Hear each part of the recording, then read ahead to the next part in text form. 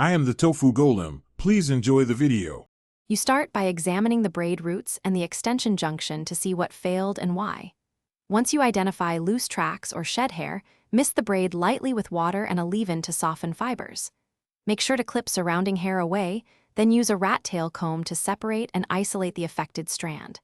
You'll remove only the loose portion. Don't undo healthy sections.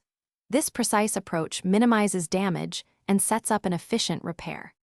You now realign the extension with your natural hair, overlapping new hair by about 1 to 2 inches for strength.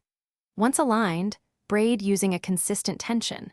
Firm at the root to prevent slipping, then slightly looser down the shaft to avoid strain.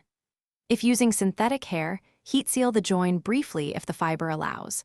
Otherwise, use braiding gel or a small elastic to lock the new braid into place. Make sure transitions are smooth, so the braid lies flat and conceals the repair. You finish by smoothing the repaired braid with a small amount of mousse or edge control to blend textures and tame flyaways. Then wrap with a silk scarf for 10 to 15 minutes to set the lay. Make sure to inspect the root for pressure points and trim any stray ends so the extension blends naturally.